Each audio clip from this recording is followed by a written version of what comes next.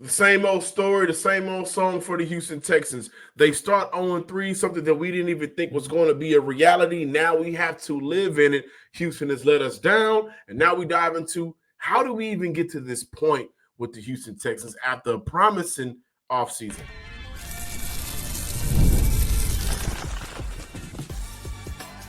You are Locked On Texans, your daily podcast on the Houston Texans.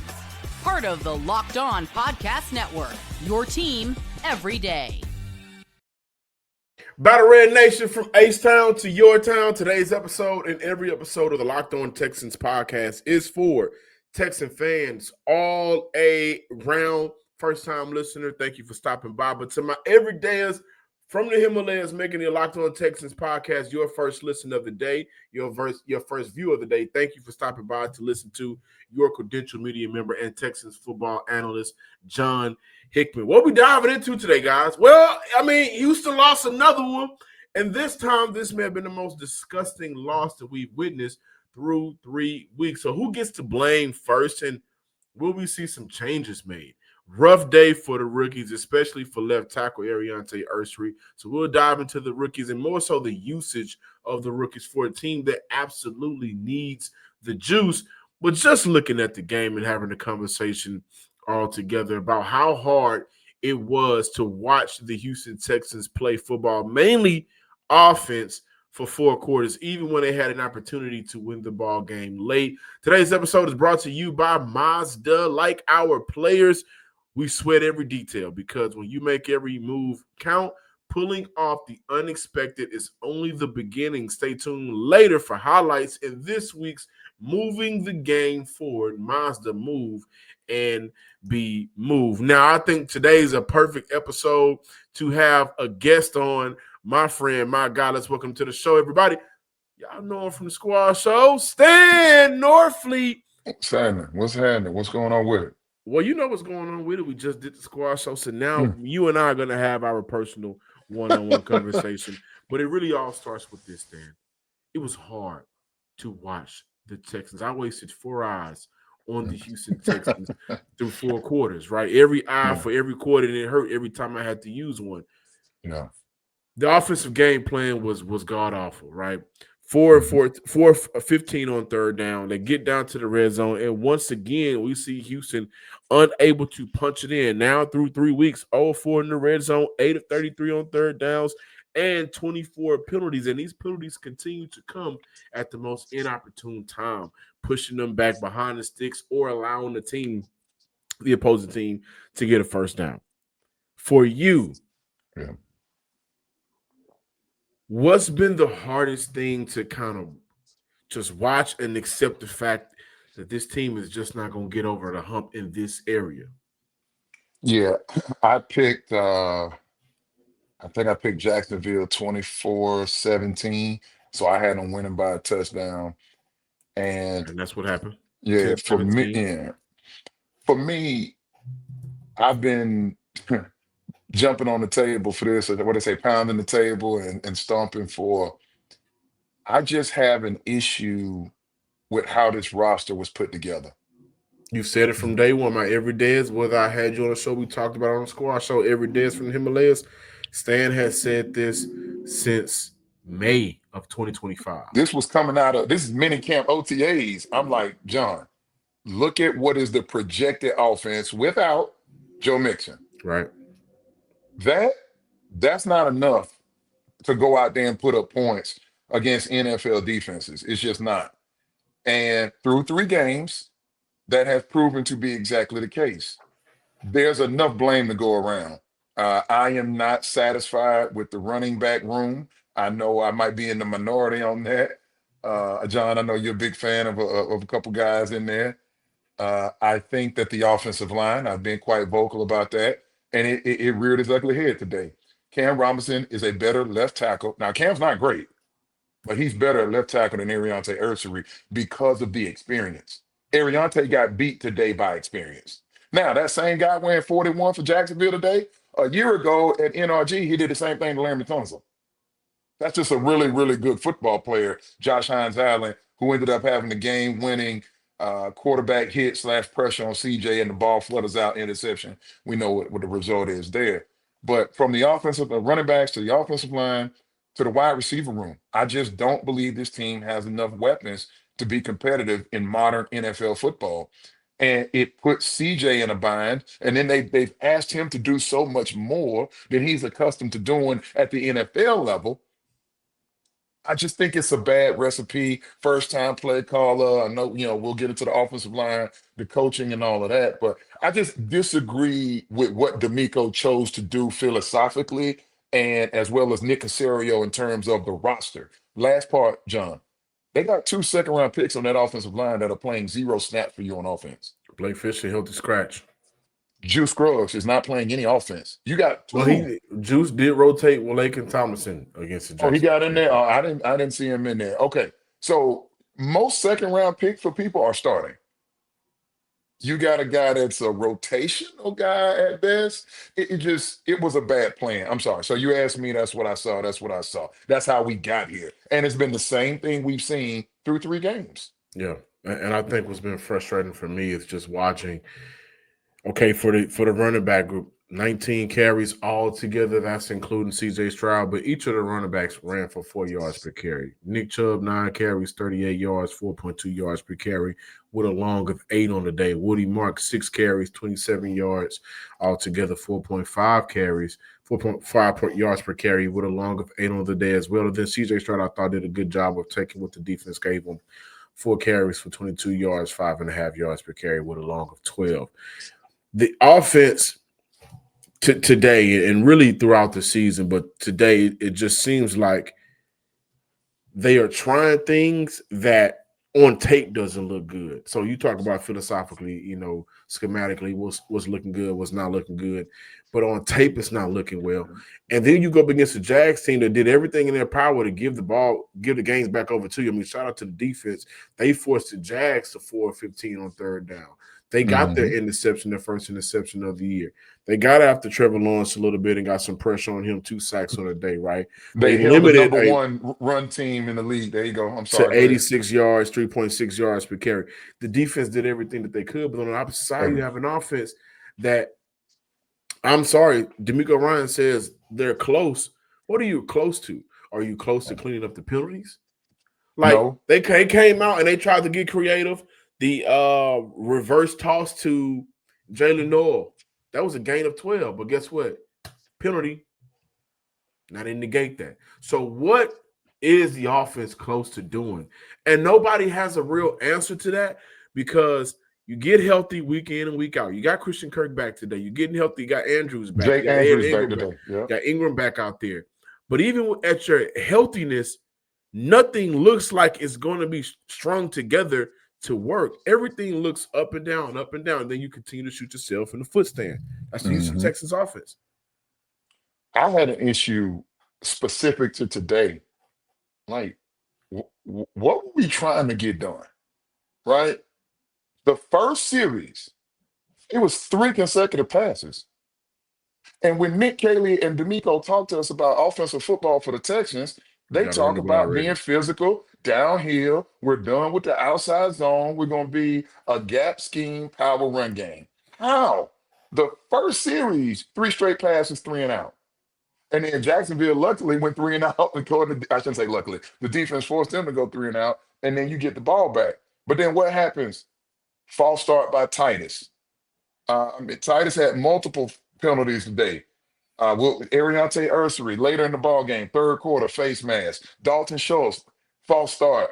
I mean, it was veterans. Derek Stingley on the defensive end with a penalty. There's the Neil Hunter with an offsides for him. Like, it's wild to me that 3 years now of DeMeco football and they still are undisciplined. 8 penalties average through 3 games, 24 altogether. From an offensive standpoint, I just don't think the pieces fit, John. They're saying we want to run the ball downhill. Respectfully, Nick Chubb had 4 carries in the second half. Woody Marks had 2. So you're saying in the second half of a ball game, you're going to run the ball combined 6 times? It wasn't like you were down 2 scores. Yeah. And negating running the ball in the second half. You said 6 carries altogether. 6 carries What between that Chubb does and Marks is in the second half. Yep. that has consistently put the pressure on CJ Stroud to save them, because whenever they're not running the ball, and the numbers say when they ran the ball, they ran for a good average per pop. Now you're looking at the offense, they got to rely on him. And what if those guys are not getting open and he's taking the sack?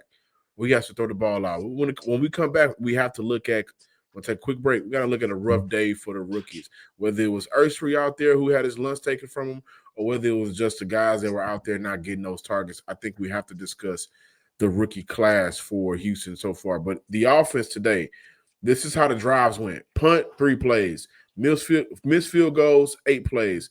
Punt, 3 plays. Field goal, 13 plays. That's when they got down to the red zone and was unable to punch it in.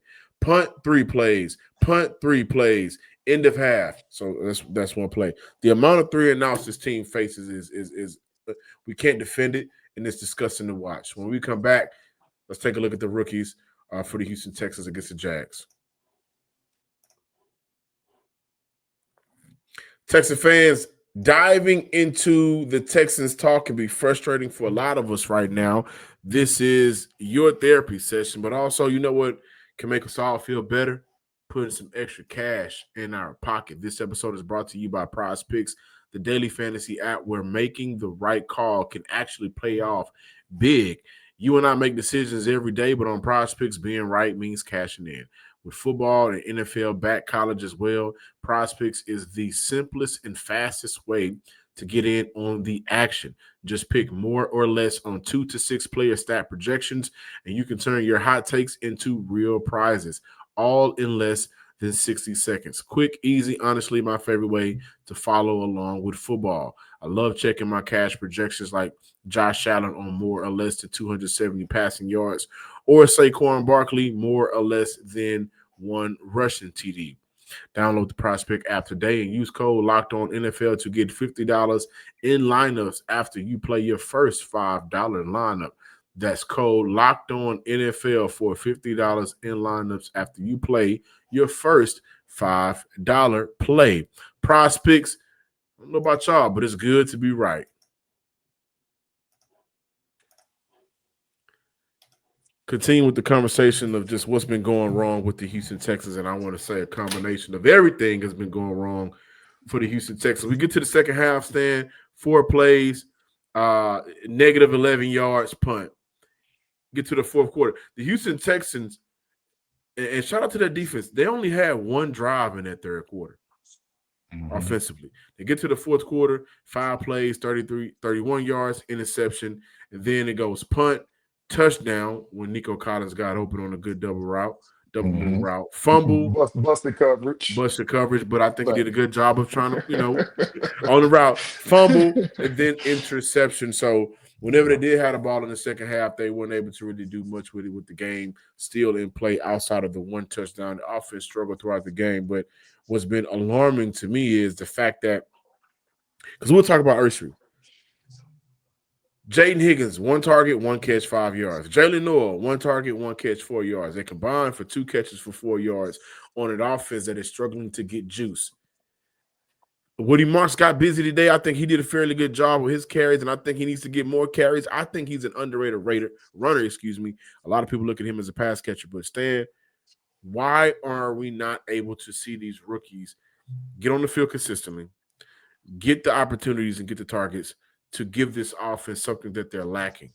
It reminds me a little bit of Robert Woods taking over snaps a couple of years ago, when it feels like, hey, you got some younger guys that maybe Noah Brown, Robert Woods. Yeah, let's get some of these young juiceful guys. But you drafted these guys in the top 100, yet they're unable to get on the field consistently and get targets consistently. What's going on? So that tells me 1 or 2 things. It tells me either the young guys and Higgins and Noel, the Iowa State, what they call them, the 3 Cyclones, those 2 being rookies, they're either not good enough yet, or Nick Caley doesn't trust them yet. That's the only 2 reasons you wouldn't. You can purposely get anybody the ball you want. CJ, we're going to break the huddle. Outside of it just being a horrendous coverage, throw the guy wearing, number 4 the ball or whatever. You know what I mean? Like, you or 14. Like, you can get guys the ball if you want. It tells me that Nick Caley does not yet believe that they give them Those two in particular. I thought Woody Marks did some positive things today. There's specifically a snap where Woody Marks is in the game. And by the way, Damian Pierce healthy scratch today, as well as British Brooks. So I Back-to-back figured it weeks would for be a Damian Pierce. heavy workload. I have not seen the percentages of the offense. I was curious how many offensive snaps Dare got today. I don't think it was a lot. I think Woody got Dare's snaps on offense today in those third down packages and situations. And pass pro was a problem today. There was a time that it was either Trayvon Walker or Josh Hines Allen just absolutely busted up Tay Ursery, and then Woody, I guess, was trying to get in the way, and he got boloed too. You're gonna lose some plays in the NFL no matter who you are. Especially But I against just, superstars. yeah, and Josh Hines Allen is a top 10 edge defender in this league. That dude's been playing high quality football for a long time and is appropriately being paid as such. And he got another dog on the opposite side. Speaking of former Georgia #1 overall pick Trayvon Walker on that other side. So it's a formidable duo. I have maintained they put Tay Urser in a bad spot. I have always said start with Cam Robinson and then bring Tay along slowly. Why force him into the spot just so you can brag that you got a second round pick out there starting? Again, I don't think Cam is great, but I think the experience and he's still just 29 years old. I thought that combination gave you a better opportunity. Tay Ursery had a big boy camp, had a hell of a camp, and here he is. But today was a tough matchup. And the reason I come in and ask you this, and this impacts those rookie wide receivers. If you have to keep people in to pass protect, those are fewer opportunities You're for right. weapons to run routes. So if we can't protect, I can't get Noel on the You're field. right. There were a couple of plays where play action, 2-man routes down the field. And to your point, you're right. That limits the extra bodies out there because of the inabilities to protect for CJ Stroud. I'm glad you They pointed were that out. doing max protect, And still and Josh getting after Hines the Allen quarterback. was still getting Yeah. like, there's nothing you can really do. And like I said, I look at the number of carries, even including Woody Marks. I'm like, okay, you want to be committed to the run game. Both Texans running backs, Chubb and Marks, combined for just 15 carries. Who are you beating in the NFL with 15 carries? When your offensive philosophy, the staple is being able to run the football, it's packaged together poorly. The pieces don't match, John. And Yeah. I think unless they do something drastic, either via trade or doing something philosophical, and we're gonna scratch or we're gonna put on hold. We're gonna put on hold this New England offense thing, and we're gonna get back to doing some of the things that CJ wants to do and focus in on that. Plays that work. We're Fans gonna don't. just go ahead. No, fans don't want to hear that way, that word that comes before the way, the Patriot way. They don't want to hear that. But the reality of it is, rookies not getting on the field consistently. That's a Patriot way thing. What they ask of their receivers specifically, that's a Patriot way thing. What they look for in terms of communication and the connection between their quarterback and how they want those guys to be able to process everything somewhat on the fly when they're out there running their routes. That's Especially the slot. especially from the slot. That's a Patriot way thing. Can we stop right there though? I want to add a thought before you move off to rookies. I Go ahead. apologize. But look at juxtapose the position and how they've handled the offensive rookies versus how they handled the defensive rookies. Will Anderson started day one. Kamari Lassiter started day one. Bullock got snapped very early into that season and held on to that job, especially when Jimmy Ward goes down. So you got Bullock and Lassiter that played a ton of snaps last year. You got Will that played a ton of snaps the year before that. And it's like, why are you not playing the offensive rookies if that's who you chose to select? Because I'm going to be clear. I was in the minority. I said to myself, the Texans needed more weaponry. They chose in the second and third round. They traded out of 25. Okay, fine. You got a value pick in Ariante Ursery. You still could have kept Larry Tunzel and drafted Ursery. They chose not to do that. Fine. You also could have traded up from 25 to get in front of Tampa at 19 and drafted Emeka Buka, who has a relationship with CJ Stroud. Ohio State wide receivers, I would say, have been highly successful in the National Football League under Ryan Day. So I'm just like, they had other options offensively they could have done. And just they chose who they chose. I'm not saying that Higgins and Noel won't develop, But when you were in a Super Bowl window that the Texans opened this season in, I didn't think that those two specifically would be helping the Texans. And so we'll see what Caley and DeMeco's got to do something. Stay the course is not an option for You me. also said something that piques my interest real quick before we move forward. Develop the Houston Texans. It took a while for Nico, so he's one. But outside Mhm. of their number one pick receivers, traditionally they haven't developed receivers. They gave up on Mitch. Brevin Jordan is a tight end, can't stay healthy. Right. So I Even mean, if you you look start. at back in the day, some of the guys that they brought in. So this is not an organization that has developed late round picks outside of Nico Collins, who has worked out for Houston. Now, I do want to dive into something.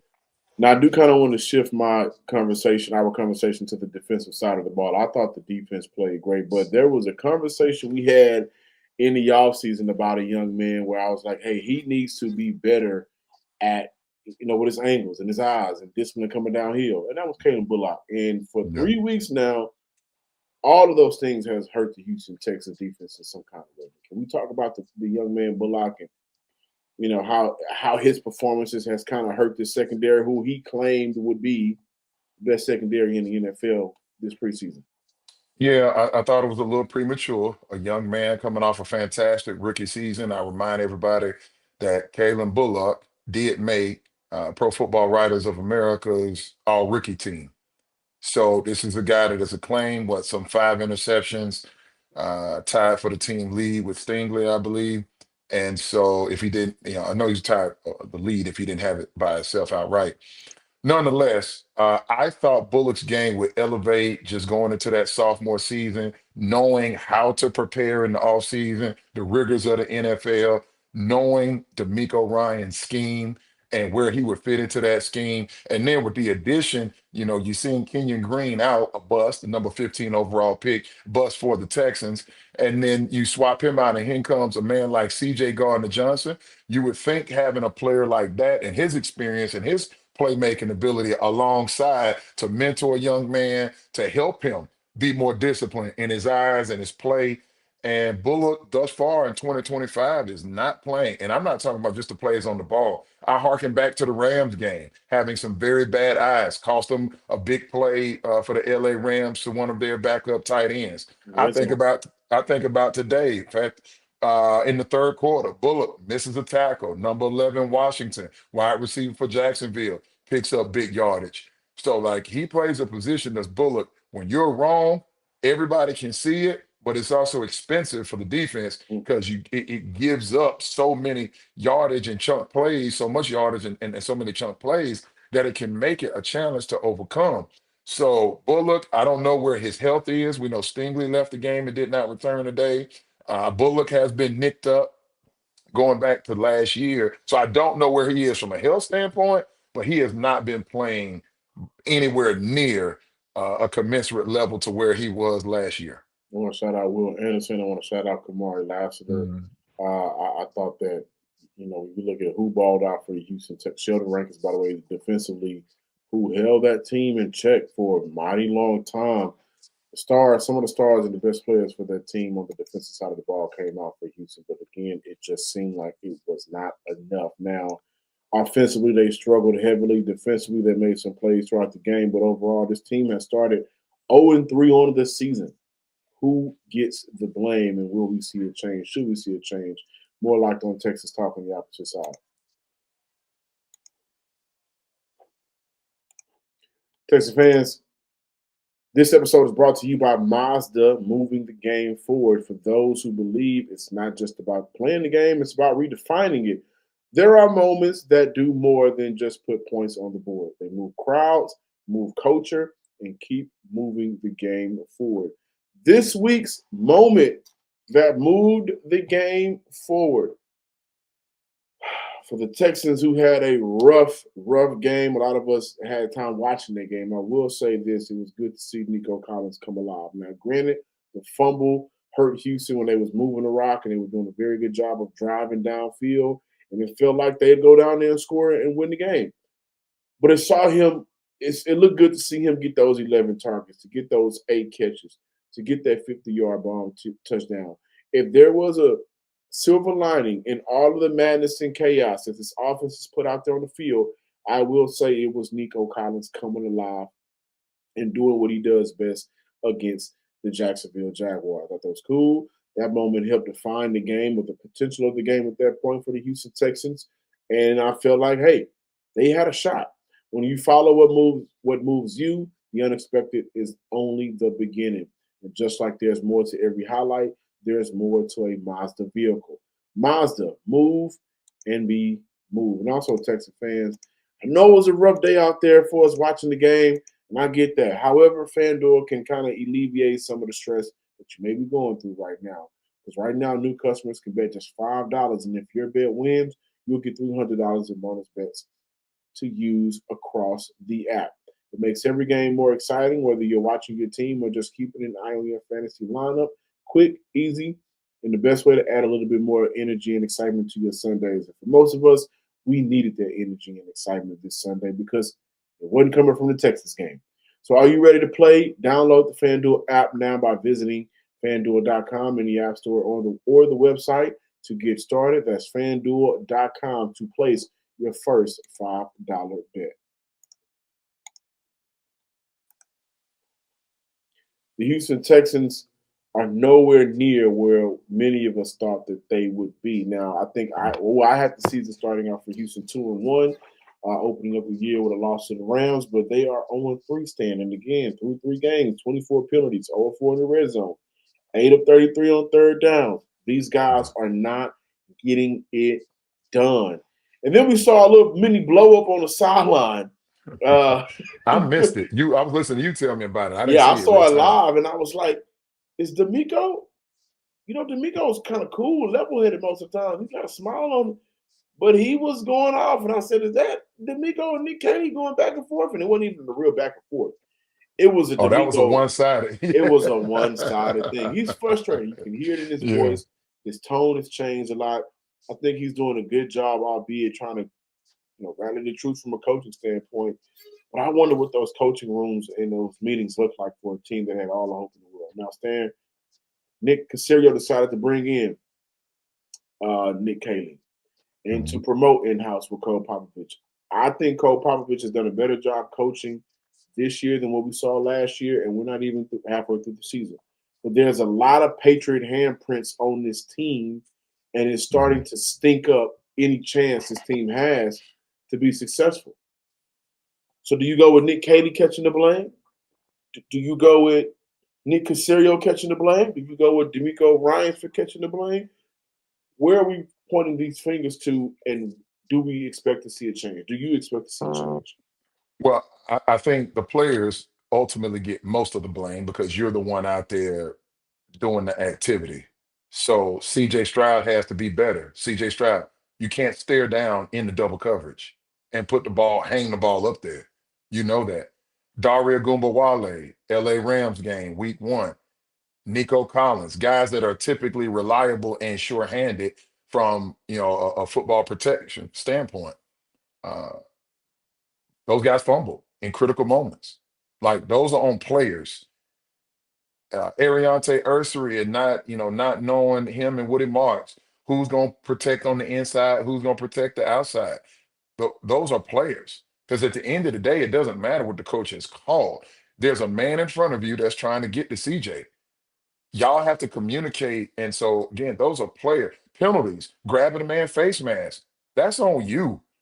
False start, that's on you. And that's coming from a player who hadn't played a full season and has been in and out of Christian Harris. And for him to have that ball-headed move, I thought was just another sign of DeMeco. This team is undisciplined. It is. And this is 3 years running. And you asked me specifically, I just want to make sure that we add the players in there, because all of those pieces that you've added, that you alluded to there, they're all culpable. I probably hang the most of the blame, other than the players, on Nick Caserio. I was vocal about this. You was my witness. Nick Caserio going into this season had hit on 3 offensive players. Nico Collins, CJ Stroud, and Tank Dell when he's healthy. Now, since Tank Dell hadn't been healthy a full season in his career, God bless him, I wish him well in his recovery, You got two dudes. That's a 17% hit rate if you include Tank Dell. 17%. You got two second rounders that aren't playing for you a whole bunch. Juice Scruggs got in a little bit today, and Blake Fisher was a healthy scratch who was supposed to be, he was penciled in as your starter at right tackle. Two guys that you traded up to go get. The John Mechie experience just didn't work out the way we all hoped it would for a myriad of different reasons. And then Kenyon Green is self-explanatory. But when you add up, the plan, this is what we're gonna do. We're gonna move on from a guy that's going to be a Hall of Famer in Larry Tunsil. At least he'll get Hall of Fame votes. We're gonna move on from him. And I'm gonna convince the organization that bringing in stopgap guys that were moved on from in other places. Pro Football Focus ain't everything, John, but it's a something. I'm not gonna ignore it. Lincoln Tomlinson, Cam Robinson, Trent Brown, we haven't seen as he battles back from injury. And who am I missing? Ed Ingram. Ed has played some good football for Houston. Ed has played probably the best of that bunch. But the bottom line is none of those guys have performed at an adequate enough level in their recent NFL careers to make you think that Cole Popovich and Caley was going to make, I just think the plan was flawed. But from a personnel standpoint, I point the finger at Nick Caley the most because you're the one that's responsible for shopping for the groceries. And through 3 Nick weeks, Caserio. Nick Caserio, excuse me. Nick Caserio is responsible for shopping for the groceries. Through 3 weeks, it looks like other people have better ingredients than we do. And that bothers me. There was more speed. Tell me, John, I watched a Jacksonville offense. They looked more explosive. Like they had And some if it drops. wasn't for the drops, I mean, we're looking at a different ball game. Brian Thomas Jr., explosive. You know what you're getting from Travis Hunter. You know what he can do with the ball in his hands. Washington getting busy. Yeah, like the number 11, Washington. Like I saw De'Ami Brown, he went out with injury, but I've seen what he's done for them this year. I just feel like they have more guys, and that's Jacksonville. We saw what Emeka Buka did in his early NFL career thus far, and you know what you get from Puka Nacua and Devontae Adams. So a super long-winded way for me, John. I'll shut up and let you do your thing, but Caserio, it's not enough groceries on that side of the football. Yeah. This is why I go Caserio and I'm going to close out. And I'm just kind of going to repeat what I said on the squad show because I think people really got to hear where I'm coming from when I say for Nick Caserio to look at what he had and what he has in front of him. I'm not going to call him a generational quarterback, but I got a franchise quarterback. Yes. Right. I've seen this quarterback win us a game against Tampa Bay 2 years ago, tossing 5 TDs. I've seen him make plays, and he's a gamer. I've seen him thrive under pressure, which has honestly been too much of that. For Nick Caserio to go in this offseason to say, I'm going to roll with Nick Caley on this. I'm going to roll with another first-time play caller. I'm going to roll with a guy that I know. Was it because of the influence that you believed Sean McVay was going to have on him? Or was it from the comfortability that you have from him because of his Patriot days? And when we look at what we've seen through 3 weeks, it screams the comfortability from the Patriot days. Nick I know him and I like him. Yeah. I know him, I like him, and I'm comfortable with what he's going to do because I've seen it work with Tom Brady. Well, Tom Brady ain't walking through that door. They didn't take the offseason seriously enough. Ed Ingram's panned out. But Laken Tomlinson was probably one of the worst guards in the NFL last year, right? And then you're looking at through 3 games, it feels like, why did you draft those receivers if they were not going to get involved into the offense because of the quote-unquote comfortability level that you have there with Nick Caley from the Patriot days?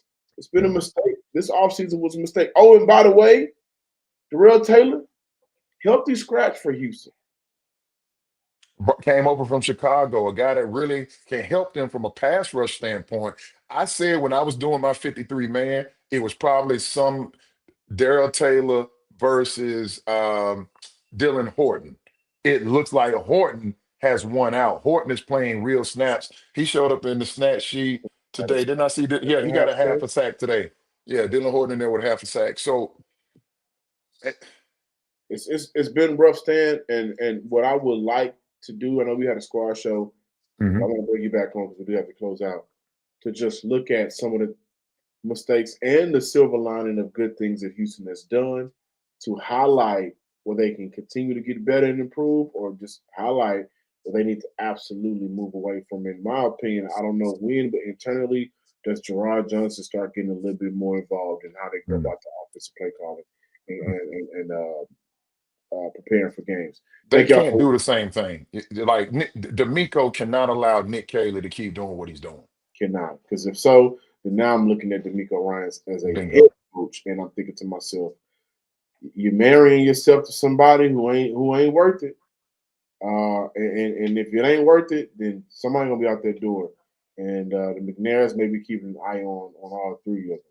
Thank y'all for watching today's episode of the Locked On Texans podcast. Please be sure to subscribe, like, and comment on YouTube. Follow my man Stan at Stan Sportsman on Twitter, social media. Thank you. Where he gonna keep it real with you, and he also gonna show you the receipts as well. Receipts. And I know it personally. Make sure you subscribe and like the Locked On Texans podcast. Follow me on Twitter at John_Hickman12. Until next time, Texas fans across the nation. All week, I'm your therapist. I'm your therapist all week. So come on, lay in on that couch and tell me what's on your mind. Peace.